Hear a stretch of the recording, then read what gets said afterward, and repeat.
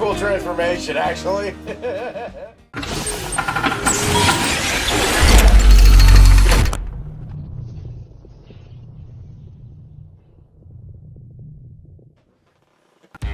What's going on, guys? It's MonkeeMan 007, and today we are here to check out something a little bit different from what I would normally watch. This is Mr. Freeman in English. So, what I know about this is that it's an animated series. It was originally made in Russian. It was a Russian animator. From what I understand, nobody knows who made the original series, and it's just him talking about the state of the world. And there's a fair bit of philosophy in there, from what I understand. I found one clip of it on YouTube the other day. It was very, very interesting, and it caught my attention in a way that made me very curious about it. And on top of that, I'm not gonna lie, the art style is a major selling point for me. So I'm starting all the way from the beginning at part 0, and depending on how much I talk in this video, it may or may not have multiple parts because I have about 4 of them lined up so far. But like I said, I don't know how conversation-provoking this is going to be, so it may be that I get all 4 into this video, it may be that I get less. So without any further ado, let's get into it and see how... Okay, I know for a fact it's going to be thought-provoking, but I want to see how thought-provoking it is, so let's find out together, folks. Oh my. So here you are. You've laid your fears and doubts on the bonfire for me to burn the hell out of them. Okay. Now I step out into the center of this effing coliseum with a torch and a gas can in my hand. In front of me, a crowd of naked people backing up against the walls. I'm in the middle of things, as you can see, and in fact, I am the thing. Oh yes, I created myself. I've put it all under my control. You get what I mean? Not it's quite. I actually exist in the real world. Yeah, I okay. think, and I'm totally free of stereotypes. Oh yeah. My world has infinite possibilities without the daily junk food of television cliches. Without the catchwords and slogans that are imposed by governments, or by the boob tube, or by your precious internet. So here I am, right here, and I'm real. You're staring at your computer screen right now, but are you there? Hey, hello? Ho! That's spooky, but I like it. Ooh. And is there any way to prove that to me, is the next line. Way to prove that to me? And so it appears that you don't exist, and I do.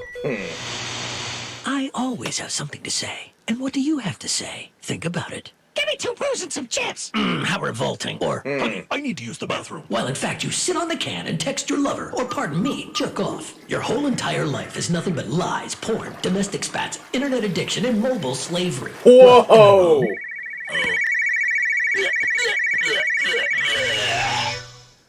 Wow! Now tell me, have you ever done anything that's actually out of the box? Never. And you want to know why you won't be able to?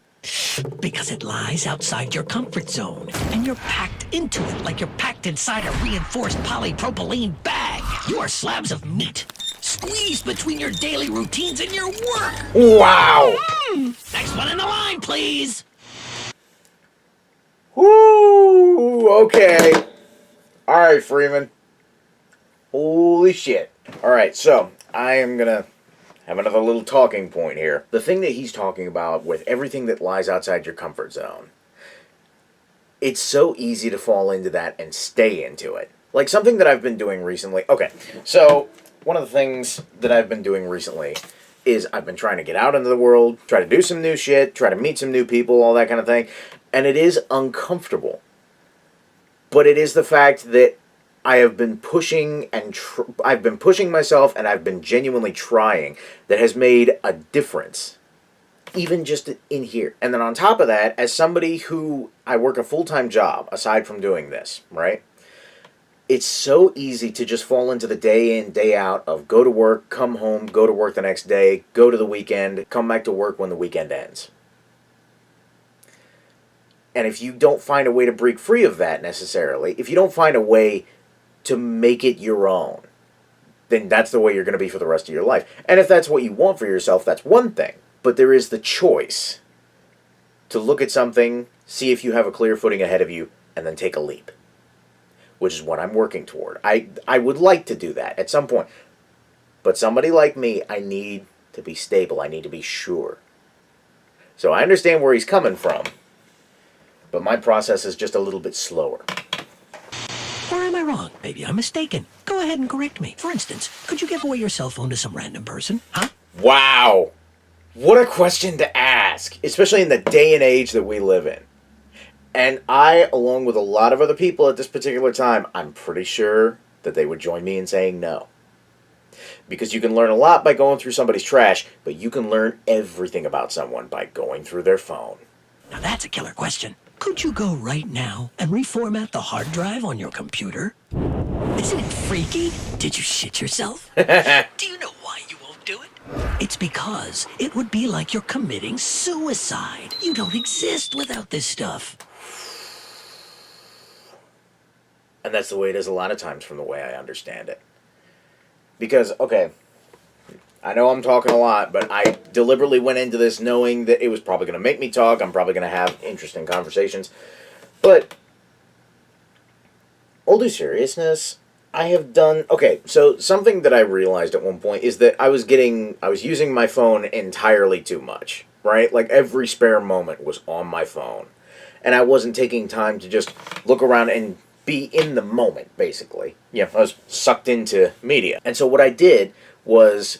For 1 week, I left my phone at home for work, and I just brought a watch with me so that I could watch the time. An interesting thing happened. It felt like my brain woke up. Because I was more aware of my surroundings, I was more aware of the people in my surroundings, I was more aware of what I was doing. And more importantly, I was more appreciative of the moment that I was in when I was in it. I saw more, I heard more. It's a very interesting thing to see what a lack of connection to media will do to you. It's interesting because it felt to me like it just lit up the inside of my head. I was doing things that I hadn't done in years. I picked up writing again after I put my phone down for that week. And I hadn't done that in years. And now I'm on again, off again, working on my short stories that I hope to share with you guys one day.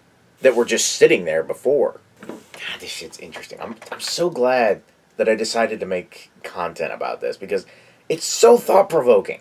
Have you ever done anything at all on your own? Oh, man. Have you ever just followed your own decision instead of waiting for the order? Just do it, huh? So it looks like I am the real one, and you are just an underdeveloped figment of someone's imagination. Ooh. You haven't been drawn yet. You're gonna have to try awfully hard if you want to prove that it's the other way around, and you can consider yourself a real living being. And most importantly, this is not a game. This is a... Wow. There's a lot going on there, and I will readily admit that I don't understand all of it. Right? There were some subjects that I picked up and I just ran with them because they clicked with me. There's some stuff in there. I feel like this stuff is worth rewatching because there were plenty of things that he was talking about in there that just shoop right over my head. So, moving on to part 1. I'll be interested what he has to say. Leaders of planet Earth, if you have found this, it means that at least humanity has survived. Those of us living back when this was made have no idea what you've done with the world. We understand that you are under enormous pressure. The pressure to try and institute change from inside of a thoroughly corrupted system. Wow. But you made the choice to be a leader, and with that decision comes responsibility. So right now, speaking to you, as the insanity pushes us closer to the precipice, I want you to look in the mirror and say how you acted upon the oath you took. Did you take the sacred power granted to you to simply play the part of a game show host in another season of Eat Shit Laugh? Did you keep preaching about the rule of law while those seeking justice were mocked, ridiculed, or even killed in jails? Did you keep telling us how our economies were growing as you lined your pockets at the expense of massive inequality that crushed the standard of living for your country's workers? Did you keep dumping crap into the earth and sky until there was nothing clean to eat, drink, or breathe? Or maybe... just maybe you said enough is enough, and you finally decided to fight the madness. All we wanted was law, order, and freedom. Was it really too much to ask? That people practice civil obedience and actually follow the laws that they pass? Were all your words about freedom and democracy nothing but empty marketable slogans for baseball caps, bumper stickers, and coffee cups? Were your elections actually free, or nothing but rigged dog and pony shows? So which was it? Did you keep your oath? Can you proudly show this artifact to the world as proof of our progress? Can you? Or have you decided to keep this to yourselves, along with those files on UFOs? There's a lot going on there, and I'm skeptical to voice my opinions about all that on camera, just because, and it's not anything like controversial or anything like that, I don't think, but at the same time, I don't want to bring the mood down, because as far as the fate of our species goes, I'm very skeptical. Because at the end of the day, as many good people as there are in the world, I genuinely believe that we will operate out of our own self-interests first and foremost every single time. And that doesn't necessarily include the interests of other people or the planet that we live on. Now, don't get me wrong. If the human race was wiped out all at once, this planet would be just fine without us. But unless there's some major change that's going to happen sometime soon, I think that Mr. Freeman would be disappointed. Kind of sorry that I said that. Just because, like I said, I don't mean to bring the mood down, but that is... Maybe it's overly cynical, maybe I'm just uninformed, but it's where I'm at in my head at this particular moment. And that is the best that I can say about it. But, moving on to part number 2, let's see what he's got for us. This part is very clear. You're nothing but a pawn, and you'll remain a pawn until Oh, you play. this is the one that I've rules are seen. clear. Take what they give you, give away what you have to, and the difference is yours. The question is, how big is the difference? So, within the first 11 seconds of the video, he's already talking about something that's relevant to me in terms of what I have been learning about recently, which is finances. And exactly what he talked about there was, so if we want to look at the metaphor of getting paid, right? Your gross pay is what employees earn before taxes, before everything's been taken out. The taxes from region, federal, and any other deductions that you have in your paycheck, or what you have to give away, and then the rest is yours, namely being your net income. Are you really intending to win? Well, why not? There are lots like me, and we're the actual players. Because on one side of us are the real cattle who let TV do the thinking for them, while on the other is power who believe that we are shit and feeble-minded cattle. Over in the barn, they want us to take care of them. But a long time ago, they gave up on themselves, and now they won't lift a single finger. While those who have real power became more than the rest. Became gods. They sit so high up that they can't see us as either a serious enemy or a trusted friend. They have only one problem, that they're not immortal. That just leaves you and me. Sometimes I benefit you, other times you me. Everyone plays a game of their own. Everyone plays a game of their own. That's a powerful line just in and of itself. Think you're a player, do you? I play like the great ones. Take the authorities. Quite unceremonious, but they do have a few lively plays up their sleeves with the people. Yeah. Every couple of months, they let them blow off steam. Elections, Black Friday, a new auto plant, the latest installment of Star Wars, the Super Bowl. Studio Ghibli Fest that's been going around recently. Just saying. People just gobble it up. But when people have holes in their pockets and nothing to eat, who's responsible for that? So now, without their beer and football, they need a sacrifice. And you can be certain that power will provide them with a patsy. And it'll be us. Understand? So that is the game. Here are people who don't care about themselves, and here's authority that doesn't care about them either. Wow. And here we are in the middle, who sort of owe something, but what and to whom? It's not clear. How pure and simple. You're more naive than you look. But you're right in that we are like butter that is spread between a thin layer of caviar and moldy bread, which reminds me of a fairy tale. Oh, man. Once there lived a poor wolf, and nearby lived a very powerful and rich fox. They grew up together, were in the same class at school, but now they're in different social classes. The fox's life was like a fairy tale. One day the wolf came to him and said, "Teach me to do it. I'm tired of my life and I want to play with the big boys. I want to live like you. Tell me what to do." The fox answered, "Don't sweat it. I'll fix up a place for you. You'll have a cushy job. You'll sit in a chair, quietly catch fish, by the rules. Don't fuss. Take a lot here, a little there. Anything will do." So the wolf nervously looked around and saw that everyone was doing the same thing. And soon, it was all working. He caught big fish and little ones. One day, the fox came to get his share of fish, but the wolf said to him, "Sorry, brother, this fish is stuck to my tail." So the fox went and unstuck it. He cut the wolf's tail off and unstuck the fish. Good thing the wolf wasn't using his for bait. Oh. That's what happens when you play by someone else's rules. Why are you telling me your tale's here? If you're so smart, then maybe you know a way out. The way out, my colleague, is through the entrance. It's time to get out of this game. Look, yeah, we have money, and what good does it do? There is nothing for us to do in this country. The number of alcoholics and morons is larger than the whole population. It's all polluted, education doesn't exist, and that new auto plant? It's not real. There's no other way than to leave and wipe this nightmare from our brains. To leave? And who's going to let you do this? You'll never forget this nightmare because it won't ever let you wake up. We do have money. But whose money is it? Is it yours, really? Can you actually... That's a hell of a thing right there. You have money, but is it actually yours? And if we want to give an answer to that question, as far as... Here, hold on a minute. I gotta find my wallet. Because if we're talking about this, the one thing that can buy you virtually anything in America, if you have enough of it. You might have enough of it, but it's not yours. Because this, what I'm holding right here, is property of the U.S. government. Spend it or offshore it? Can you legalize it? Give it to your children? Don't lie to yourself. Don't be like the others. You're in a trap, and the trap will only open its jaws once you are good and deceased.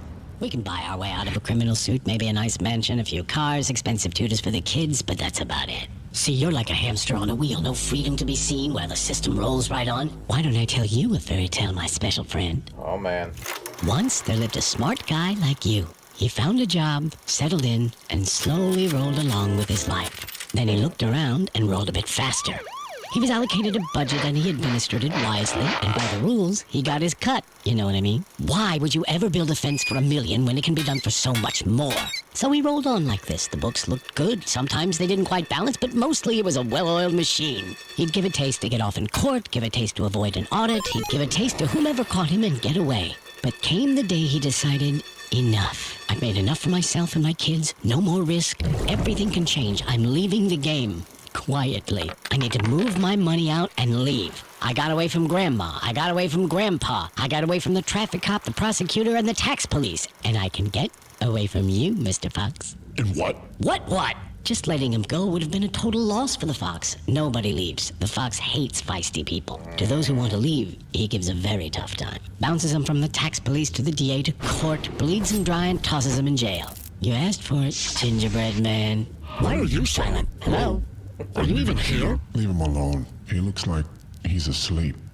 What can I say? You seem to be making some good points, so I didn't chime in. So what do you want? To win or not to lose? Not to lose. It doesn't matter. How is it possible to win or lose in a game where the rules are constantly changing but are never changed by you? I want to tell you a story too. There once was a turnip that grew very, very big. They started tugging it in different directions, but just couldn't pull it out. The turnip creaks, but it won't come out. Then one smartass said, why don't we just grab the turnip together and pull it in the same direction? They grabbed it, pulled really hard, and pulled out the turnip. It shined gloriously like the sun, so beautiful, so smooth. When the turnip was just sitting there, no one got anything at all. But after it was pulled, everyone had enough. There is one way alone for us to agree amongst ourselves, to finally write some rules ourselves. And that's when it will start. Our game. When we're all on the same page and we all agree to do things the same way to get shit done. Hey, do you like prostitutes, friend?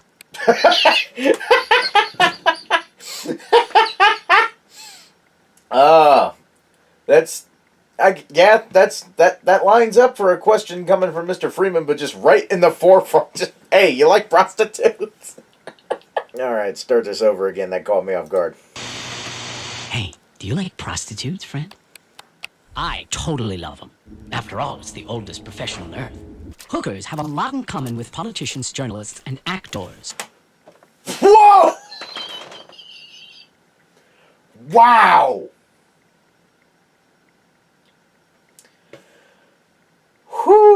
I know exactly what he means just from that statement, and I'm gonna let him take the stage. All of whom can either be artists or poseurs, turning cheap, dirty tricks or answering a true calling. It's easy to say that women who, voluntarily or not, got into this craziness are weak, stupid, and spineless sluts. But are they not just satisfying demand? We all know that without them, some would go bonkers from loneliness, fear, frustration, and all kinds of complexes. I say, without a smidgen of irony, most of these women who, by whatever twist of fate, became professional satisfiers of pathetic male fantasies are far more decent and fair than their despicable clientele. I totally get guys who say sex with hookers is the purest, most honest kind of sex anyone can ever have, while a free-of-charge quickie can cost so much more, leaving behind such a residue of shame and cynicism for all involved that no matter how hard you try to, you can never wash it off. And that's not even counting the things that can happen afterwards, because if you inadvertently have a kid with somebody after a one-night stand, I don't want to go into it, but there's a whole bunch of ugly that can come from some shit like that. And so I ask you, is there anything new that can be said about this storied topic of old? Not a goddamn thing. We can only shrug our shoulders. Or as we walk along the streets watching 13 and 14-year-old girls hop into random cars, we can be dumbfounded again and again from the sheer inconceivability of this scene. Or am I wrong? Oh, and what's this monument? It's to an unknown, it says it's for an unknown hooker. What the? Well, why the hell not? For the boys who go missing in action in senseless wars, they build entire parks as memorials. Isn't this also a battlefield? Isn't the world of prostitution one big slaughterhouse? Of course it's naive to think that fantasies about Prince Charming will soon stop turning the heads of girls dreaming of rom-com lives, where a handsome man in a fancy car sweeps them off their feet and puts a ring right on their finger.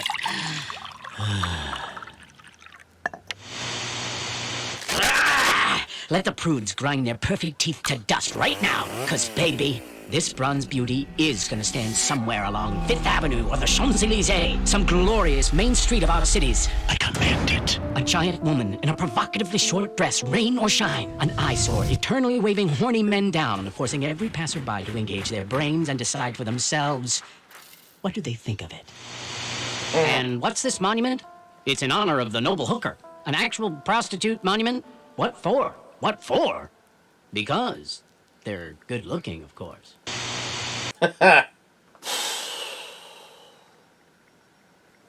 That whole run, not just that one video, that's a lot to chew on. And I think that's the whole point, is that if you're watching Mr. Freeman, it's probably going to require a few watch-throughs. But if I'm going to do that, I'll do it on my own. And so I am going to go ahead and cut this video off here. Make sure that you give your comments and your thoughts about the subjects that were talked about in these shorts. Make sure that you give commentary on what I think, because all due seriousness, arguing is not a thing that I like to do. However, talking with people and understanding each other's perspectives is something that's very, very interesting to me. So, as long as we can have an adult conversation, I am more than willing to hear a difference of opinion. I have no problem with it. Just don't come in here acting like some hot shit and cussing everybody out because they believe differently than you, okay? That's the only thing that I ask. In all due seriousness, if this just isn't the kind of content that you want for this channel, let me know. And I will watch the rest of Mr. Freeman on my own. I personally think it's very interesting because I'm not really concerned with philosophy a lot, but at the same time, I do like to stare things as they are directly in the face. And that's something that Mr. Freeman seems to be exceptional at doing. Honestly, I've still got that last video still circulating in my head, though. Because I remember, I heard somebody say, it was an old work colleague, I can't remember his name. But he said to me one day, he said, there's whores everywhere. Some whores wear skimpy outfits and some of them wear suits. But that is the last commentary of any kind that I am going to throw into this video. So without any further ado, I'm cutting it here. Thank you all so much for watching. If you want to see more Mr. Freeman on this channel and have more philosophical talks and all that kind of thing, make sure that you let me know down in the comment section below. Or if you're really just not interested in that kind of content on this channel, also let me know. Be sure to like and comment on this video, subscribe to the channel if you haven't already, and hit the little bell icon so that you know when I upload. Have a good morning, noon, or night wherever you are, and I will see you all again in the next episode. Peace out, y'all.